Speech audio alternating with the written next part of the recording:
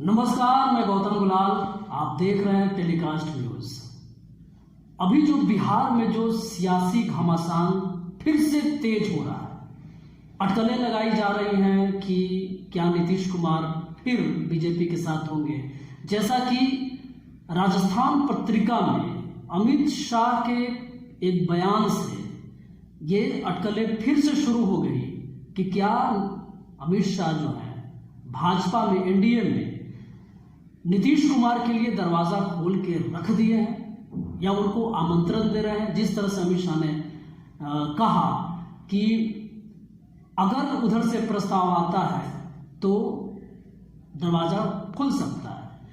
उसके बाद से पूरे मीडिया में जिस तरह से सरगर्मी मची हुई है और बिहार की सियासत में फिर ऊंट किस करवट बैठेगा, और जैसा कि नीतीश कुमार का पहले का भी जिस तरह से रवैया रहा है, तो उसमें ये कयास लगाना, इसमें कोई बेईमानी नहीं हो सकती कि हो सकता है कि नीतीश कुमार का मन बदल जाए। और जिस तरह से इंडिया गठबंधन में नीतीश कुमार को तवज्जो नहीं दिया जा रहा है, जिस तरह की बातें हो रही है, हालांकि नीतीश कुमार ने कहा कि मुझे संयोजक बनने की या किसी भी पद को लेने की कोई इच्छा नहीं है, फिर भी जो नीतीश कुमार की महत्वाकांक्षा थी, और नीतीश कुमार जिस चीज के लिए एनडीए से रिश्ता तोड़कर और एक बड़ा गठबंधन बनाने का सफल प्रयास किया, लेकिन वो गठबंधन जिस तरह से काम करना चाहिए शायद उनकी नजर में नहीं हो रहा, और ये खबरें आ रही है। तो हमारे साथ आज इस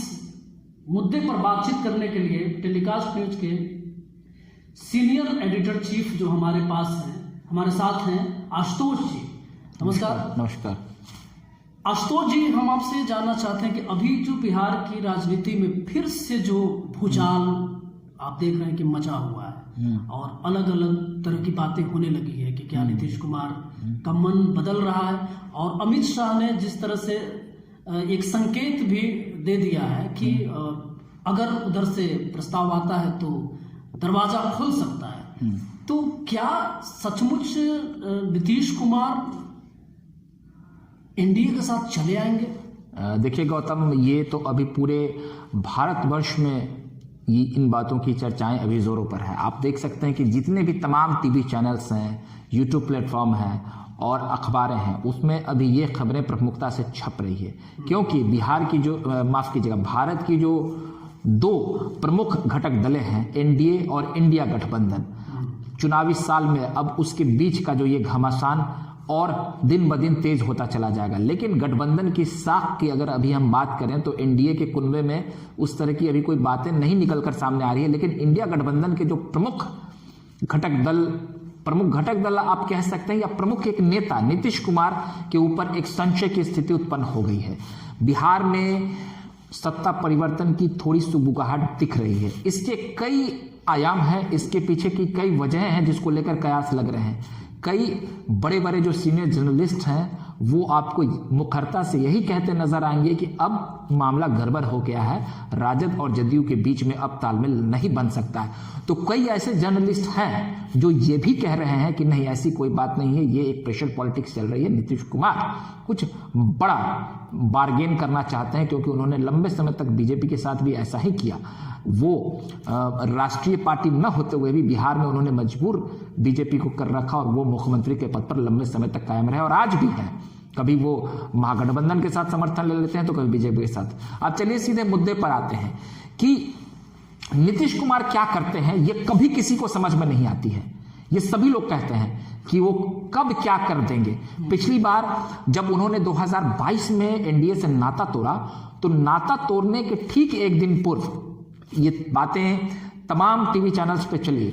अमित शाह जो देश के गृह मंत्री हैं, बीजेपी के कद्दावर नेता हैं, उन्होंने नीतीश कुमार को फोन मिलाया और कहा कि टीवी चैनल्स पर इस तरह की खबरें चल रही हैं, क्या आप गठबंधन से दूर होना चाहते हैं, कोई समस्या है? तो नीतीश कुमार ने कहा कि नहीं, ऐसी कोई बात नहीं है, आप निश्चिंत रहिए। और उसके अगले दिन ही उन्होंने गठबंधन तोड़ा। सुबह भी बीजेपी के कुछ नेताओं से, जो प्रदेश के नेता हैं, उन्होंने नीतीश कुमार के आवास पर जाकर उनसे मुलाकात की थी। लेकिन उसके बाद भी दोपहर के बाद परिस्थितियां बदलने लगी और राज्यपाल के पास गए।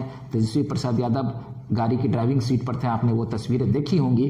तमाम देश की मीडिया पटना पहुंच चुकी थी तो खबरें चल रही थी 2-3 दिनों से, लेकिन बहुत शांतिपूर्ण तरीके से।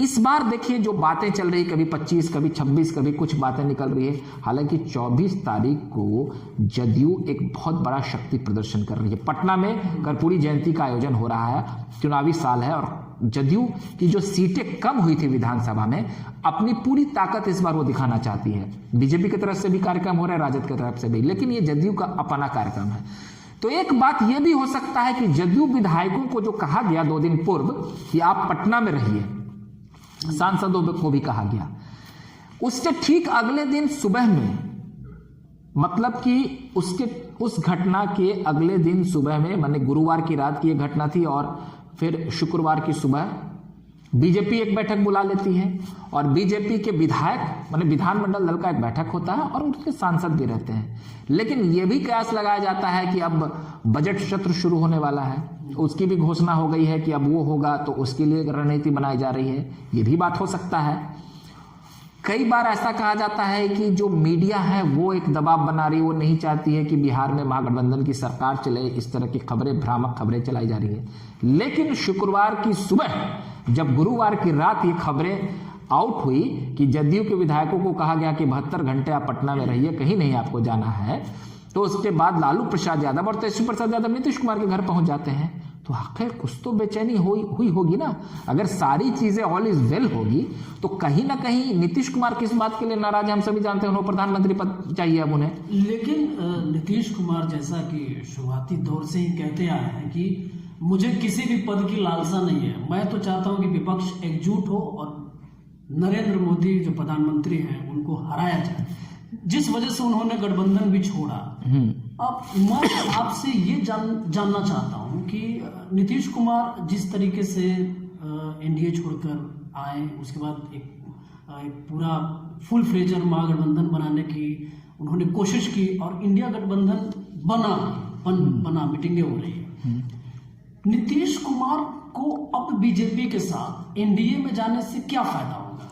देखिए, ये आपका सवाल जो है ये बहुत ही मौजू और ज्वलंत सवाल है, बहुत अच्छा सवाल है। देखिए, एक बात जान लीजिए कि नीतीश कुमार को राजनीति का चाणक्य कहा जाता है और बार्गेन करने में नीतीश कुमार से धाकड़ नेता पूरे भारतवर्ष में नहीं है। बिना उनके जो कास्ट का इक्वेशन है वो कम है बिहार में, और उनकी ताकत भी प्रदेश में अकेले नहीं है कि वो अकेले दम पर सत्ता में आ जाते हैं, जिस तरीके से राजद आ जाती थी या जिस तरीके से बिहार में बीजेपी का जनाधार है। बावजूद उसके वो लंबे समय तक बिहार के मुख्यमंत्री रहे हैं। उन्होंने कभी बीजेपी को अपने प्रेशर में लाया तो कभी राजद को लाया। राजद ने पिछले बार भी गलती कर दी थी, जब नीतीश कुमार ने तेजस्वी प्रसाद यादव से सवाल पूछा था, जब उनके ऊपर लैंड फॉर जॉब मामले में उनका नाम आया था, तो क्राइम, करप्शन और कम्युनलिज्म से जो नीतीश कुमार समझौता नहीं करते हैं 3K के साथ। लेकिन परिस्थिति यह भी हो सकती है कि नीतीश कुमार केवल इन बातों का हवाला देते होंगे, अगर उनका मन भर जाता हो या लगता होगा कि मैं राजद के साथ काफ़ी सहज नहीं हूं, तो एक बहाना भी होता है। वहीं अब देखिए कि भ्रष्टाचार की कई सीमाएं आगे बढ़ चुकी हैं। पूरी लालू परिवार पे चार्जशीट भी अब बन गया है, उनको समन दिया जाता है, ईडी के सामने पेश भी होना पड़ता है, लेकिन ये चुपचाप है, खामोश है नीतीश कुमार। ये जो आप कह रहे हैं कि फायदे की बात, तो मैं आपको स्पष्ट बता देना चाहता हूं कि नीतीश कुमार या कोई नेता ये कभी नहीं कहते हैं कि मुझे ये नहीं बनना है। लाल कृष्ण आडवाणी जो बीजेपी के कद्दावर नेता थे, उनकी भी चाहत थी कि मैं प्रधानमंत्री बनूं। नरेंद्र मोदी जी की भी चाहत थी कि मैं प्रधानमंत्री बनूं। अटल जी की भी चाहत थी, कोई नहीं कहता। तो नीतीश जी की भी चाहत है कि मैं प्रधानमंत्री बनूं, और इन तमाम नेताओं के इर्द गिर्द उनकी राजनीति घूमी है। वो आज भी कहते हैं, अटल बिहारी वाजपेयी, अरुण जेटली, सुषमा स्वराज, ये सब उनके काफ़ी अच्छे मित्रों में से रहे हैं। अटल जी को वो अपना आदर्श मानते थे, आज भी बड़े मन से कहते हैं। आडवाणी जी के साथ उनका काफ़ी बेहतर संपर्क रहा। तो पिछली बार ऐसा कहा गया कि जब नरेंद्र मोदी को प्रोजेक्ट किया गया था, तो नरेंद्र मोदी और आडवाणी जी में भी अब थोड़ी सी मतभेद थी, तो इस लेकर नीतीश जी अलग हुए, फिर वो हुआ। लेकिन इस बार का जो प्रकरण है, नीतीश जी प्रधानमंत्री बनना बिल्कुल चाहते हैं, उनके पार्टी के लोग कह रहे हैं। मैं आपकी बातों से थोड़ा सा मैं यहाँ पे और जोड़ूंगा। जो आपने सवाल पूछा था उसमें यह बात है कि नीतीश कुमार को एनडीए में जाने से क्या फायदा होगा। तो इंडिया गठबंधन में उन्हें संयोजक नहीं बनाएगा। मैं विषय से थोड़ा विषयांतर न हो जाऊं इसलिए मैं बता, मैंने राजद का जिक्र और वो भ्रष्टाचार का जिक्र इसलिए किया था कि राजद ने फिर यह गलती किया। राजद का कांग्रेस के साथ बहुत अच्छा संबंध रहा है लंबे समय से, तो राजद ने जो डील रखा था बिहार में कि आपको मुख्यमंत्री की कुर्सी छोड़नी होगी और राष्ट्रीय राजनीति की ओर अग्रसर होंगे, लेकिन नीतीश कुमार ने यह सोचा कि अगर मैं संयोजक बन जाऊं और आगे इंडिया गठबंधन भी सत्ता में नहीं आएगी तो मेरी बिहार के मुख्यमंत्री की कुर्सी भी चली जाएगी, तो यहां तेजस्वी प्रसाद यादव को सत्ता नहीं सौंपा गया और राजद ने अपनी ताकत कांग्रेस के साथ मिलकर दिखाई और अब कांग्रेस को लग रहा है कि हमसे कहीं गलती तो नहीं हो गई और अब नीतीश कुमार का मन इससे भर गया है और अब वो एक प्रेशर बना रहे हैं। अब प्रधानमंत्री से नीचे बात नहीं बनेगी। आनन फानन में यदि इंडिया गठबंधन और रही सही कसर ममता बनर्जी ने 19 दिसंबर की बैठक में दिल्ली में पूरी कर दी, उन्होंने मल्लिकार्जुन खड़गे का नाम प्रस्तावित कर दिया, तो अब नीतीश कुमार के नेता भी बोल रहे हैं, अब नीतीश कुमार को अगर राहुल गांधी फोन करें, पूरा राजद परिवार और कांग्रेस परिवार इनके सामने नतमस्तक होकर कहे कि भाई आप प्रधानमंत्री को हमारा उम्मीदवार होंगे, चेहरा होंगे, तभी बात बनेगी, नहीं तो एनडीए में जाएंगे। तो भाई नीतीश कुमार के पास पिछली बार बिहार में नीतीश कुमार और नरेंद्र मोदी ने मिलकर 39 सीटें जीती थी, 17 में 16 सीटें नीतीश कुमार ने जीत ली। क्या इंडिया गठबंधन में वैसी परिस्थिति होगी? नहीं होगी। क्या इंडिया गठबंधन में इन्हें कुछ बनाया जाएगा? नहीं बनाया जाएगा। अगर एनडीए के साथ ये रहते हैं तो हो सकता है इस बार इनको उपराष्ट्रपति बना दिया जाए, हो सकता है इनको राज्यपाल बना दिया जाए, हो सकता है ये जो बीच में कहते थे कि हम केंद्रीय नेतृत्व में जाना चाहते हैं, हो सकता है होम मिनिस्टर बन जाए, गृह मंत्री कुछ भी हो सकता है। ये बात बीच में भी जब एनडीए के साथ थे नीतीश कुमार, तो उस समय भी अटकलें लगाई जा रही थी कि नीतीश कुमार को अब राज्यपाल बनाया जाए या राष्ट्रपति बनाया जाए, इस तरह की बातें भी चल रही थी, लेकिन अंतोगत्वा उनको कुछ नहीं बनाया गया, इसीलिए नीतीश कुमार अलग हो गए। तो अब इंडिया ने नहीं बनाया तो फिर अलग होने का वो सोच रहे हैं। नीतीश कुमार अगर एनडीए के साथ जाते हैं तो उनको क्या हासिल होगा, जिस पर आप बात कर रहे हैं कि उनको हो सकता है वो उपराष्ट्रपति बना दे, ये बना दे, कुछ भी हो सकता है, लेकिन आने वाले समय तो नीतीश कुमार इस चीज का भी तो वेट कर सकते हैं, क्योंकि लोकसभा चुनाव में एक अगुवा के रूप में वो इंडिया गठबंधन को खड़ा किए और कर रहे हैं। अगर जीत जाती है किसी भी, अगर इत्तेफाकन जीत जाए इंडिया गठबंधन, तो नीतीश कुमार वहां डिमांड कर सकते हैं कि मुझे ये चाहिए, वो चाहिए। इस बात मेरी बात पूरी होना है। लेकिन अभी अगर इंडिया गठबंधन छोड़ने के बाद नीतीश कुमार शामिल होते हैं तो उनको क्या मिलेगा? दूसरी बात कि नीतीश कुमार अगर लोकसभा चुनाव जो है इंडिया के साथ लड़े, उसके बाद बात नहीं बननी, तो वो तो विधानसभा के चुनाव में भी भाजपा के साथ गठबंधन करके वो चुनाव लड़ सकते हैं। देखिए, आपकी बात से मैं बिल्कुल सहमत हूं। मैं आपको यही, उनका तो मेन फोकस जो उनका रहेगा फिर विधानसभा रहेगा। अभी लोकसभा में एनडीए के साथ जाने से मुझे तो नहीं लगता है। देखिए, मैं आपको यही कह रहा हूं, क्योंकि जिस तरीके से माहौल एक क्रिएट कर दिया गया, बीजेपी ने एक माहौल क्रिएट किया, राम मंदिर जो 22 तारीख को प्राण प्रतिष्ठा हो रही है, तो बीजेपी ने जो माहौल बनाया है, तो उसको अब नीतीश कुमार को लेने की क्या जरूरत है? वो तो खुद 400 पार की बातें कर रहे हैं, तो नीतीश कुमार से उनको क्या मिल जाएगा? नहीं, देखिए, एक एक सीट मायने रखता है और बिहार में जिस तरीके से 2019 के चुनाव में 39 सीटें इन दोनों की जोड़ी ने ली थी, जदयू और बीजेपी ने, तो ऐसा लग रहा है बीजेपी को भी कि अगर नीतीश कुमार रहेंगे तो यहाँ पे सीटों की संख्या ठीक रहेगी। देखिए, एक बात आप समझ लीजिए कि नीतीश कुमार की पहली कोशिश यही है कि इंडिया गठबंधन पर दबाव बनाया जाए और अब प्रधानमंत्री का चेहरा उन्हें डिक्लेयर किया जाए, उससे नीचे बात नहीं बनेगी। सीट शेयरिंग का भी दबाव वो बना रहे हैं कि उन्होंने ऐलान कर दिया 17 सीटें, तो उन्हें अपनी पूरी सीटें चाहिए, उनके चेहरे को लेकर भी एक सहमति बने। तो ये नीतीश कुमार को लग रहा है कि अब फाइनल राउंड यही बार्गेनिंग का समय है। अगर ये बातें नहीं होगी तो उनको भी ये लग रहा है कि जिस तरीके से 3 राज्यों का भी परिणाम आया, या जो एक आंतरिक सर्वे होता है, मुख्यमंत्री के पास भी आता है, होम मिनिस्ट्री के पास, बड़े पार्टियों के पास, तो नीतीश कुमार को भी ऐसा लग रहा होगा कि कहीं ना कहीं जो सत्ता की लहर उनको दिख रही होगी कि बीजेपी फिर सत्ता में अगर आ जाती है, तो ऐसे में तो इंडिया गठबंधन के साथ रहने में उनको कोई फायदा दिख नहीं रहा है। जैसे आप जो बोलेंगे नीतीश कुमार प्रधानमंत्री के चेहरे के लिए, बिल्कुल पॉलिटिक्स डाल, अगर उनको अभी इंडिया गठबंधन घोषित कर दे तो क्यों जाएंगे एनडीए में? तो इसमें ये जरूरी तो नहीं है कि प्रधानमंत्री का चेहरा घोषित कर दिया जाए, और अगर मान के चले कि वो नहीं जीत पाए, ये तो सारी जिम्मेवारी ये बहुत ही अच्छा सवाल है, और मैं आपको यही कहता हूं नीतीश कुमार अब अपनी राजनीति के आखिरी पायदान पर है। अब वो कितना लंबा वक्फा होगा ये कहना भी मुश्किल है, लेकिन अब वो अपनी राजनीति की ढलान पर है। ये बातें सर्वविदित 100% सत्य है।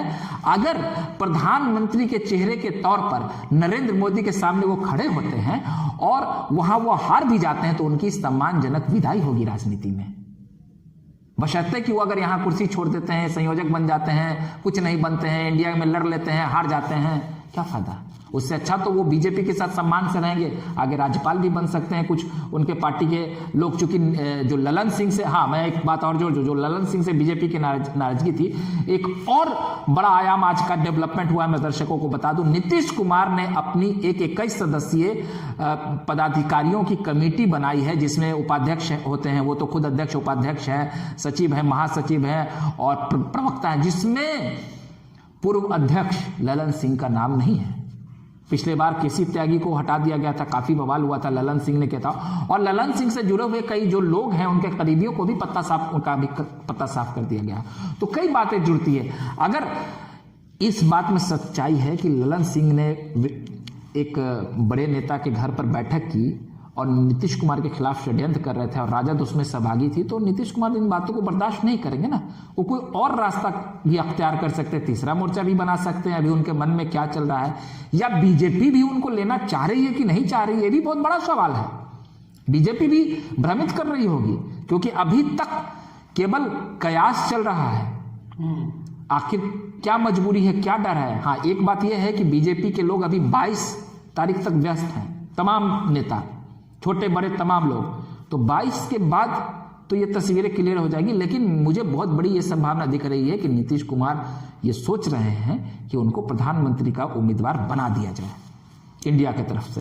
तो आशुतोष का कहना है कि नीतीश कुमार सोच रहे हैं उन्हें प्रधानमंत्री का चेहरा बना दिया जाए, तभी उनकी जो नाराजगी है और जो वो दावेदारी पेश करने की कोशिश कर रहे हैं, प्रेशर दे करके, प्रेशर पॉलिटिक्स जो हो रहा है बिहार में, अगर ऐसा नहीं होता है तो नीतीश कुमार फिर उनका जो पुराना अपना रिश्ता है, जहां पुराना घर है, एनडीए में भी जा सकते हैं, जिस तरह की अटकलें चल रही है। लेकिन क्या बीजेपी सचमुच नीतीश कुमार को अपनाना चाह रही है? जिस तरह से बीजेपी को भी तो 2 बार धोखा खा चुकी। नहीं, देखिए मैं आपको स्पष्ट कर रहा हूं, बीजेपी नीतीश कुमार को नहीं अपनाना चाह रही है।